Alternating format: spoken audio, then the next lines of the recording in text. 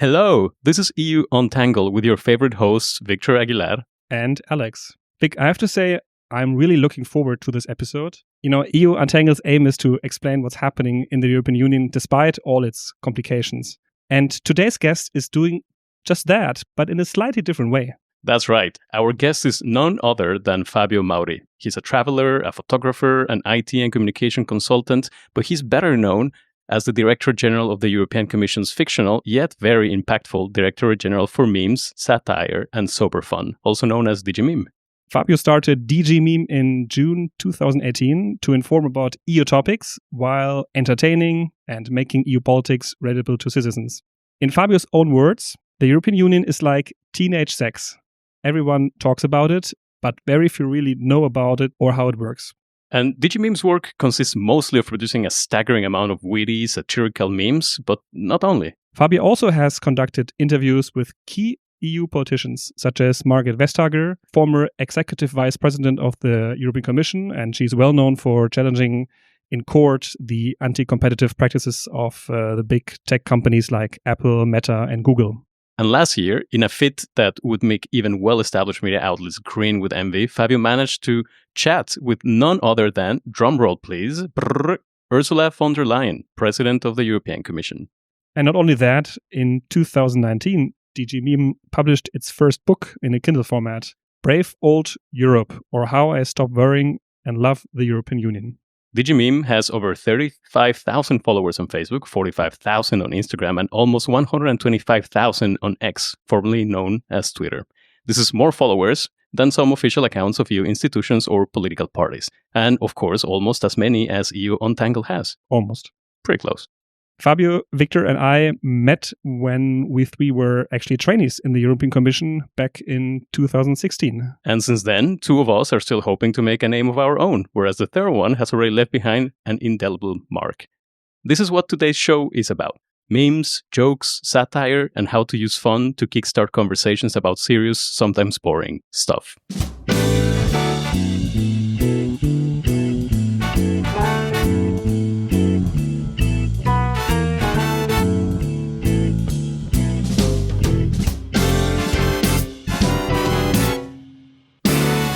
Disclaimer. All the opinions we express in this episode are our own and can therefore only be attributed to us. We do not speak on behalf of any organization, individual, or entity. Fabio, welcome to EU Untangled. Thank you very much. Fabio, a meme speaks louder than words, and I'm just going to briefly describe one of your memes to give our listeners who may have never heard of DG Meme a taste of what you do. I doubt that they haven't, but you never know. So there is this meme that I saw actually on your website, and on the left side of the meme, you have President of the European Commission, Ursula von der Leyen, smiling very kindly and holding what appears to be a glass of white wine, or maybe water. On the right side of that meme, you have Jean-Claude Juncker, a former president of the European Commission, who is holding a gigantic glass of beer, and he seems to be shouting something like he's in the middle of a football match or whatever. On the left side, overimposed on Ursula von der Leyen, it reads EU Com, as in Communications Department of the EU. And on the right side of the meme, on Juncker, it says DG Meme. So I think this perfectly encapsulates the spirit of DG Meme. And I want to start by asking you, what is DG Meme and who is Fabio Mauri? Well, DG Meme is easier, I suppose, to describe. It's a personal communication project that I really needed to do when I was, a bit after the traineeship, because I felt there were a lot of opportunities to talk about the EU in an interesting way. And I've been thinking about it for a few months, what could be done. And I was thinking maybe comics, maybe short movies. But in the end, I realized that memes could have been a great way to talk about the EU and to respond to the many criticisms that the EU received, and specifically to all the attacks that come every day from populist parties that talk a bit out of place without knowing what is really happening here in the EU. Of course, all this frustration came also after Brexit, because I could not understand how our people here in Brussels didn't manage to explain that leaving the European Union is a very stupid decision, and we didn't engage in communication, and it was not interesting, and that's for sure part of the reason why the UK left. And Juncker, on his last speech, mentioned it specifically as his biggest regret that we didn't communicate because we left it in the hands of Cameron, and that was a mistake. So about Fabio Mauri, he's definitely a traveler, and yes, that I think says everything. Why did you then choose satire or memes then to address this communication issue you said before?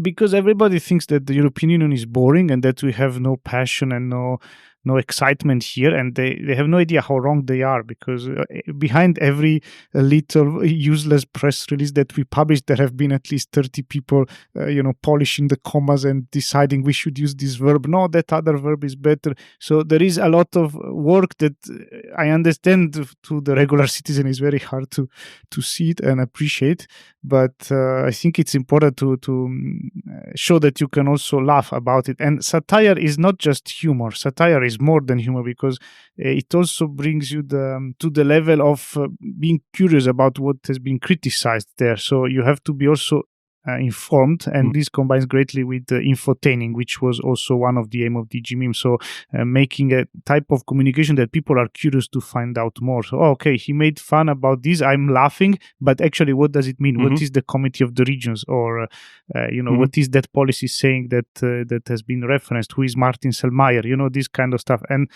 I can tell you from the comments I received, I think this target has been reached, because I don't know, there was this guy from Spain writing, I understand one meme every 10 of yours, but I laugh so much that I read also the other 9. And I when I don't understand it, I search what you're talking about, and I learn new things that I didn't know about the European Union, which is more or less the country where I live. So it's very good to have also infotaining. Yeah, that's fantastic feedback. Somebody who tells you, I understand 10% of what you do and what you say, but still follows you and still engages with your content. I think that's the best you could wish for. Yeah. Fabio, I'm curious about your general approach to memes. You make it sound easy, and all of us who follow your social media accounts and who laugh at every single post that you put out there, we think that it's probably the best job in the world, and maybe you agree with that. But with that also comes the idea that it's easy to put out content like the one that you do. But I can tell that there is a lot of creativity and a lot of work behind every single post that you make. So I want to know about your creative process to come up with memes. How do you decide which topics or events you end up turning into a meme, and how you choose the angle and even the picture that goes with it? It starts, I would say, from a picture, because when you do, I don't know, stand-up comedy, delivery is everything. So if you manage to say something in a way that is fun, even if it's not fun by itself, what you're saying, it could still generate laughs or interest in the public. So as you mentioned, I start from the last one. I start usually from the photo. I am, doom scrolling on X, and I find a picture that is topical, that has something interesting. Or I have friends that just send me a picture. I saw this, you might find it interesting. Okay. And yes, and there you evaluate, okay, this is the picture. What are the people talking about? I try to imagine. And maybe there is a topic that I want to mention already because it's hot in those days, and then I try to find angles. Can I insert this topic in this image? Does it work well? And then you have to polish the positioning of text. This is something that drives the most attentive reader mad, because sometimes they see that I took a picture and I flipped it around. So that the person that was on the left appears on the right, and vice versa. And they start thinking, okay, DG Meme wants to avoid copyright, or he made this as it's a sign to somebody, and I just turn it around, because then the text, I can place it exactly where I want, and it's more readable. So it is even funnier. So the part where it takes more time is usually deciding exactly where to place the text, and then of course reducing the text. But the feeling I developed with the years, and mostly because I read a lot of comics when I was a child, comics that the teacher tells you don't read comics or you will be stupid or something. I was reading them. Also very high level comics, like, I don't know, Charlie Brown, Mafalda. I can quote every single strip. Mafalda, I know it by heart. I read it in Italian, in Spanish, in German.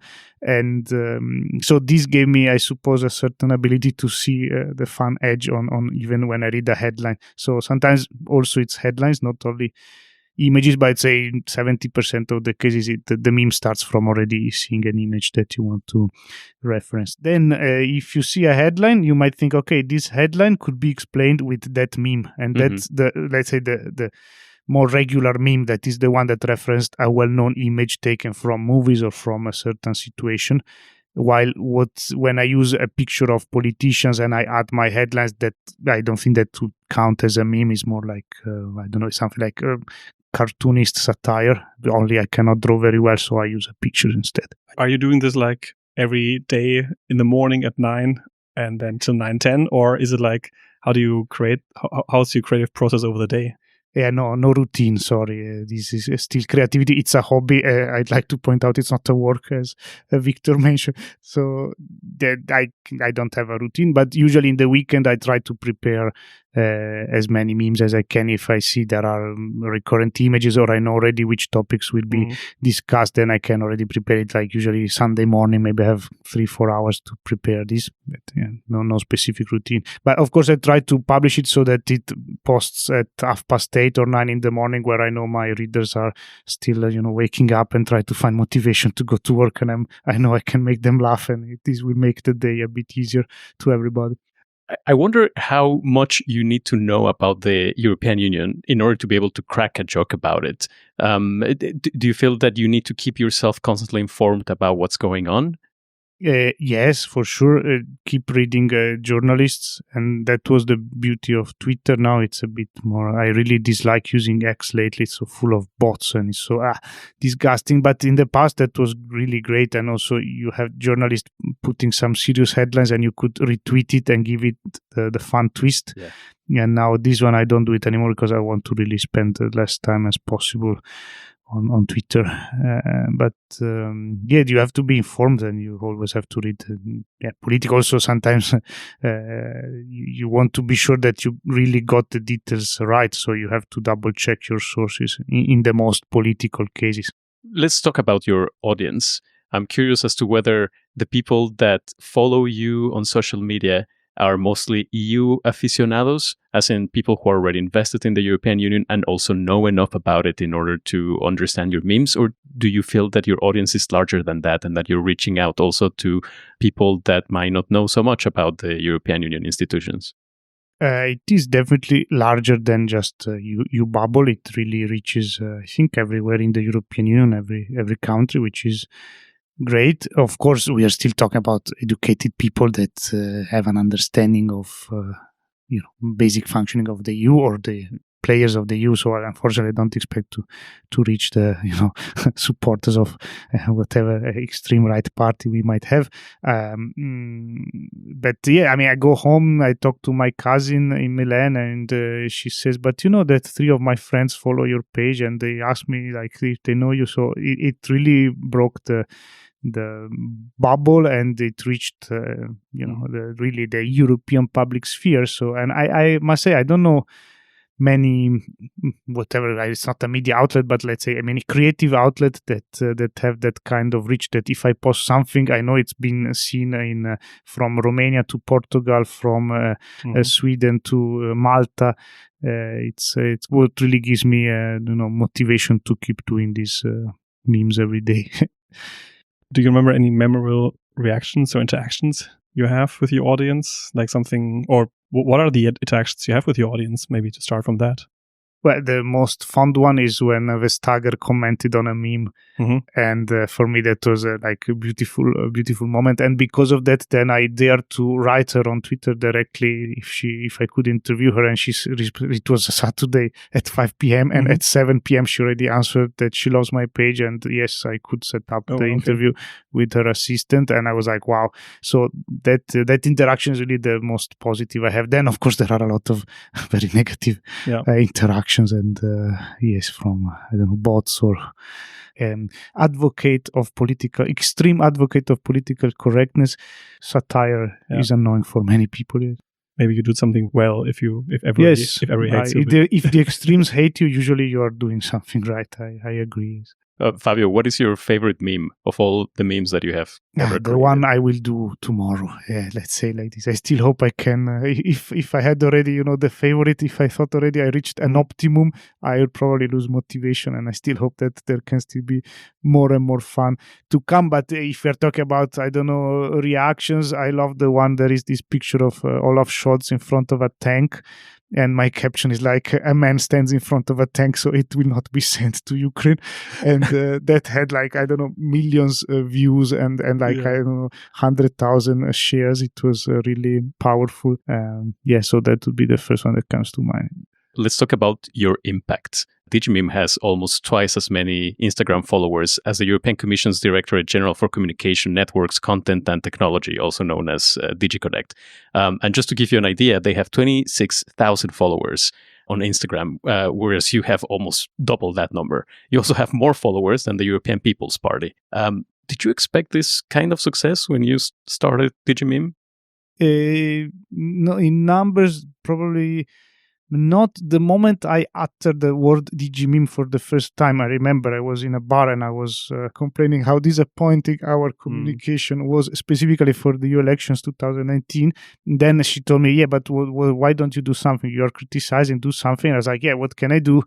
It would be nice to use memes and maybe DigiMeme, the satire department, the department for memes of the commission. And the moment I said DigiMeme, I was like, okay, but this is the name. This is so clear what it's about. And then if you think it started by me with my private Facebook page, creating a group page like DigiMeme, and then just sharing it from my profile so that my 200 EU bubble friends would see it, and then they'd like it and retweet it. And within a few months, this became a very popular page. Is quite impressive. But to that level, I expected. What I did not expect was the social interaction with top EU players. I would have never expected. I would have a 20 minutes time coffee with von der Leyen. Definitely not. Have you actually received feedback from EU officials or the EU institutions about the content that you put out? Yes, and often not very pleasant feedback. Even nowadays, where everybody loves me, but not everybody understands satire, and still everybody thinks they are entitled to have an opinion. And I don't know, the last example that comes to mind, if you remember the Lex and the City memes, right? The meme, there is this beautiful picture of Kaja Kallas with two EU officials next to her. They're all women. They look very powerful, determined. They know what they want, what to do. And I thought it's a great reference of a very beloved TV series. And so I named it Lex and the City, which, honestly, I'm very proud of this. It was very successful. And then one of the big brass in the commission said that the meme is misogynistic. And now misogyny is the act of hating women for, without any reason. And now, okay, we can all discuss about the meaning of words, but here we are really out of the map. Like this shows that people lost the ability of understanding what a word means, because it is a bit exaggerated as a comment. And yes, it hurts a bit when it comes from clever people that are in significant positions. Then you start really wondering about the polarization of our political discussion. And then you think, I don't know, in Sweden, the meme distracted boyfriend, which I suppose we all know, it is been labeled as sexist, and using it in advertisement is forbidden in the area of Stockholm. And again, you wonder, wow, maybe are we going too far, because this is a serious limitation of freedom of expression. And when you're labeled so negatively, it really generates that other people will think that, and I don't think it is a correct evaluation. It's actually the intent of that meme was exactly the opposite. So it was actually showing how cool is it that we have so powerful women, absolutely, and beautiful. So yes, so to say not everybody understands satire, I suppose that person did not even understand the reference, the cultural reference, and still having such a strong opinion is very weird. Yes. Yeah, that's a problem with people. People have opinions, whether they are informed or not, or whether they are correct or not. They believe their opinions, and there is nothing more dangerous than somebody who is entitled to, believing that their opinions are right. I want to ask you about your red lines. Is there something that you will not make fun of? No, in theory, no. If I come up with a great Holocaust joke, I will publish an Holocaust joke. Of course, it has to be great to be published, and so far it didn't come yet. So no, I don't think satire should not have any red lines. That's why we still have to protect and defend, I don't know, Charlie Hebdo, which I don't find particularly funny, but it is great that somebody can express in such a violent, let's say, scarring way their creativity, and that's what satire is for. So for every Charlie Hebdo that you tolerate, you have other great outlets that maybe are more mainstream, and yes, there should be no limits to that. I had this other question, which concerns actually your followership. Your social media accounts are followed by several members of the European Parliament. You even have the official accounts of some directorates general of the European Commission. Following you, you have Politico Europe, which is an important media outlet, and at least 2 commissioners that I spotted because I also follow them, Vestager and President von der Leyen, whom you affectionately called Uschi. First of all, I don't know if you knew that they follow you, but does knowing that put any pressure on you? Does it change, let's say, the stakes of the game, knowing that the people that you sometimes poke fun at are your followers? Not really, no. Also because I don't think that, well, actually they do. I mean, their assistant showed them my memes, this one I know for sure. And sometimes they even laugh. And there were a couple of times where I know the president said, okay, this deserves a like.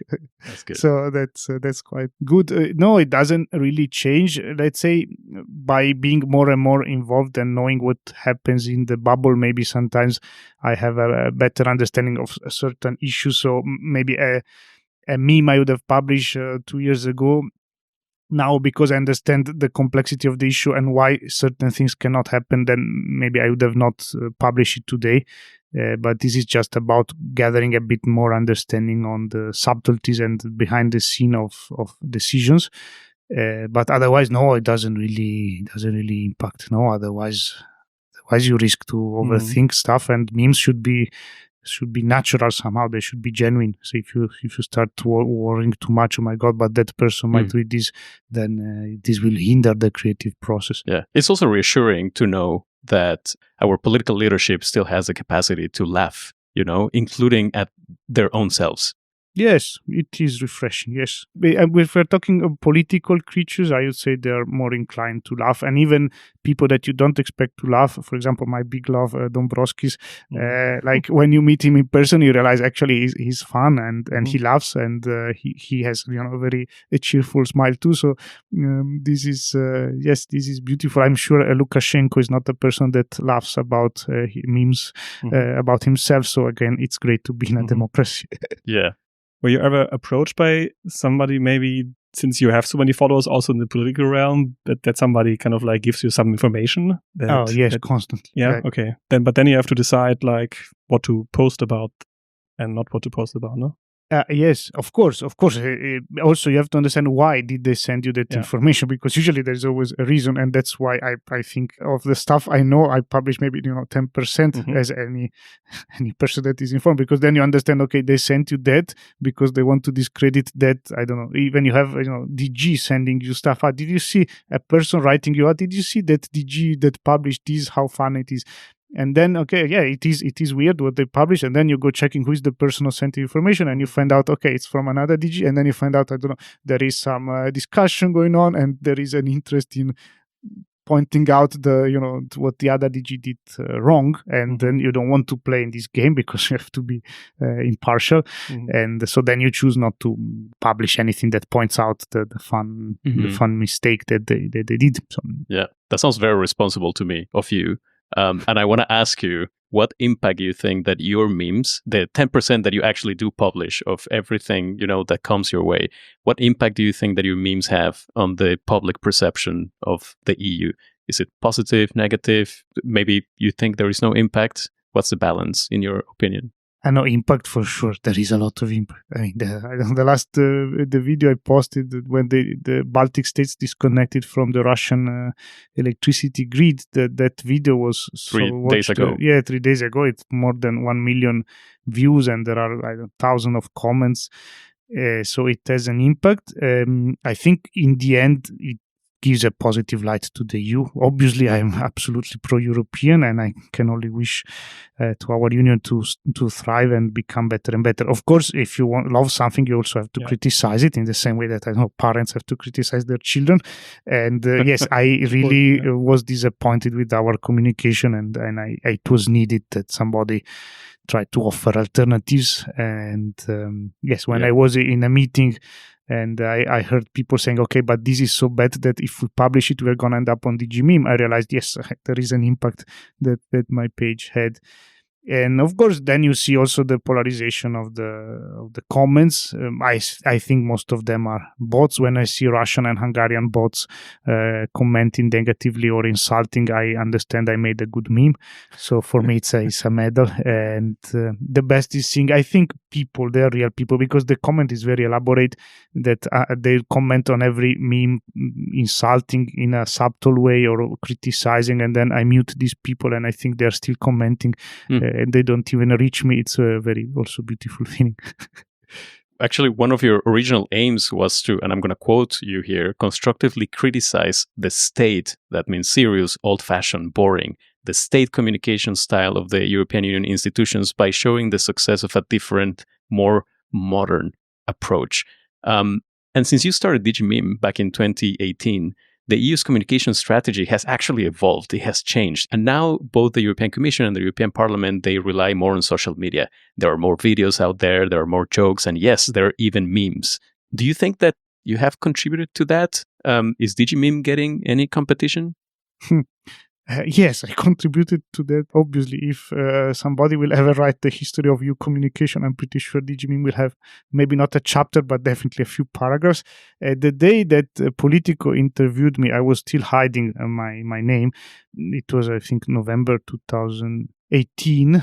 Everybody in the building was talking about memes, and I heard passing by an old official asking to the younger assistant, like, "But so what are memes?" I keep reading this word, so I think that was the moment that somehow memes became interesting. And the other impact that my page had, it was that young communicators that are very skilled and work for the Commission, they could show it to the older management and point out, "But look, he's using memes in a respectful way and he has a lot of success and he reaches people, so maybe we could try something like that." So they could use me as a positive example, and in that way, little by little, with the great communicators that we have, they managed to steer the communication towards more modern ways to do. Yes, that's you're absolutely correct. The strategy changed significantly in the last years. Yes. And yet, even though the strategy has changed and evolved, I still have the feeling that the European Union struggles to engage people's attention. Why do you think that is? They have the recipe, they have the tools, and you just mentioned that they also have the skills. They have very talented people working in their communication departments. What's stopping them from adopting a different approach?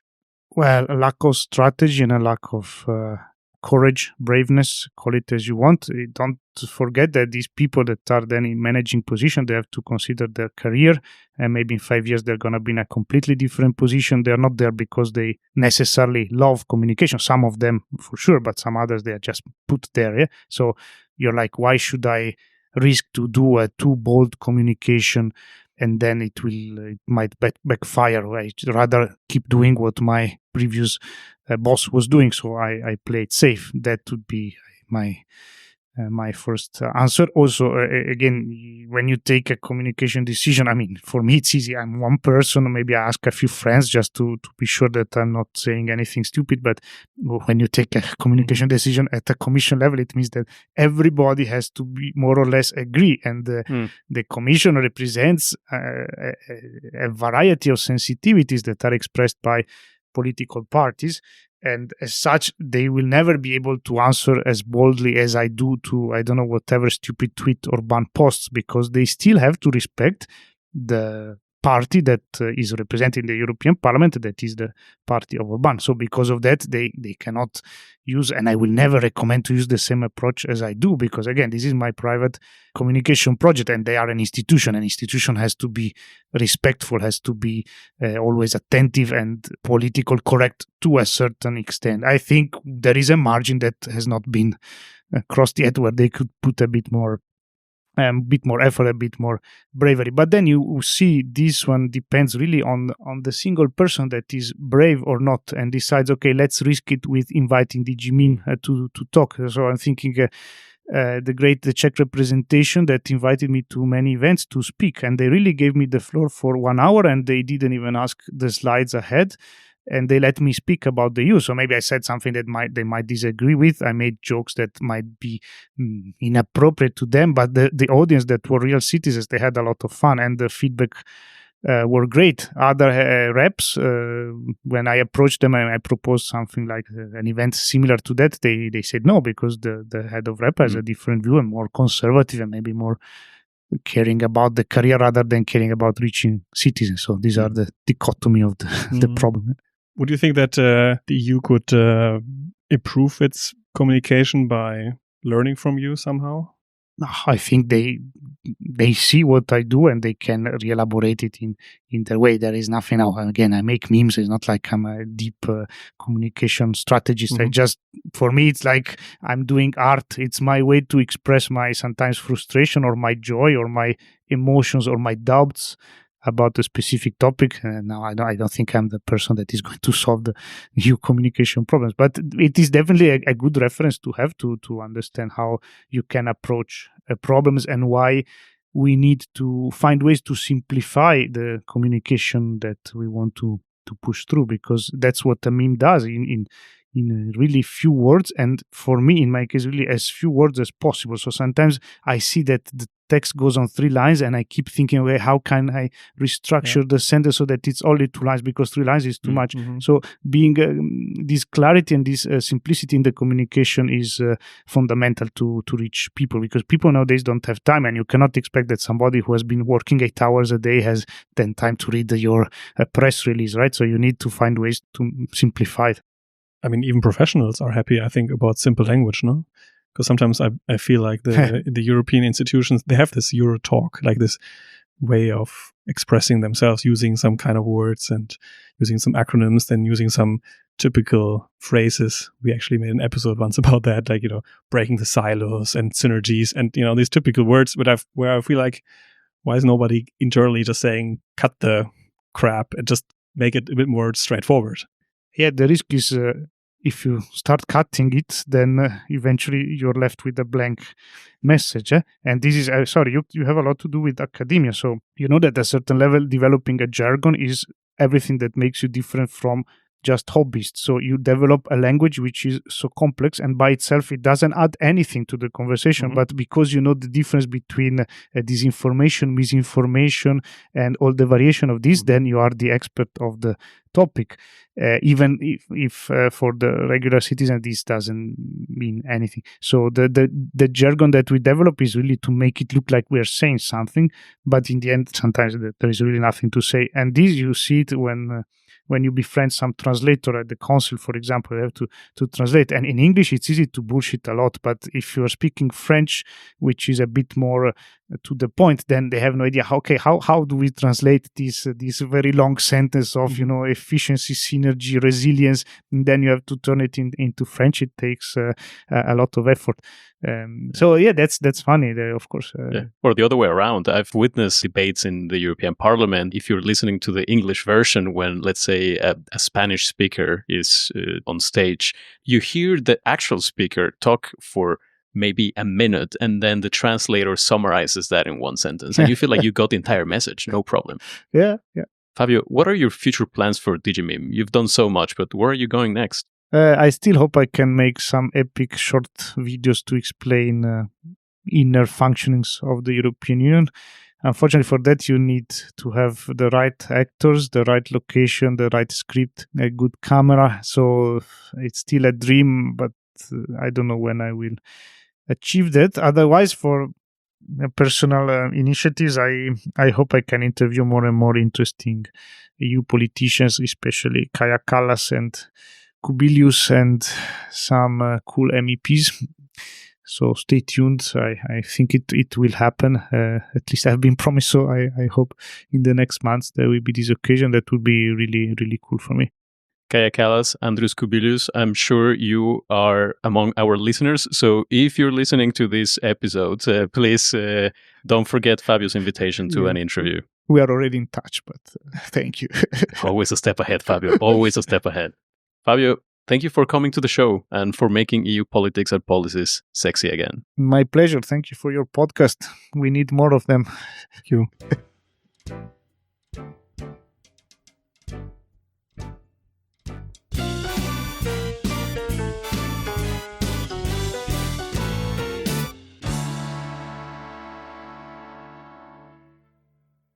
Thank you for listening to EU Untangled. If you have any comments, feedback, or you just want to reach out to us, drop us an email to mail@untangled-podcast.eu. You can also find us on all major social media platforms. And if you like our show, we would be really happy if you reshare us there, or you left a positive review or a few stars on your trusted podcast platform. And tell your family, friends, colleagues about us. And see you next time. Bye. Bye. Do you have any regrets about what you've done or not done? Yes, a few, let's say, actually. The first one that I will always remember is the day I used the picture of a newlywed couple where it looks like the bride is actually looking at the witnesser instead of at her husband. And I use it for a meme about, Scotland, the UK, and Europe. And only after half an hour I publish it, I receive a message from the bride in the picture. Oh no! Saying, if you don't remove the picture, I'm gonna send you my lawyers. And I realized, by mistake, I thought it was a stock photography because it was, number one appearing on Google, but actually it was this photographer published the pictures of that wedding openly on the website, and apparently it ranked very high on Google. And yes, so I'm really sorry. That's a fantastic story. But just to clarify, do you regret that you used it mistakenly, or the fact that in the end you couldn't post that meme? Both of these, I think. Yes, I really wish it would have been a stock photography, but I couldn't find an appropriate. So you see, again, it's important to have the right pictures to start. Yeah. So the other pictures I found were not as funny as that one or as tragic as that one. So then I removed it and I didn't repropose the same meme because I didn't find a picture that was good enough. Yeah. Do you ever come up with a great idea for a meme, but it's too late to put it out because then the opportunity is gone? Like the window has closed? Yes. This is what Voltaire calls le prix de l'escalier or something, de l'escalier, something like this, the spirit of the staircase. Yes, it happens when you have a good idea that you could have used, but the meeting is already over. Yes, a few times. Yeah, that happens to me at least all the time. Like we record an episode, especially with the guests, and then you finish, you hit stop, you say goodbye to the guests, and they're like, "Oh fuck, there were so many good questions I could have asked, and they're coming now." Yes, there are psychological explanations for this behavior, but we have to live with that. Maybe for another episode. I'm a psychologist, and come on, and I don't know all what right. you're talking about. Sorry, but lifelong learning, baby. Exactly. That's what it is about.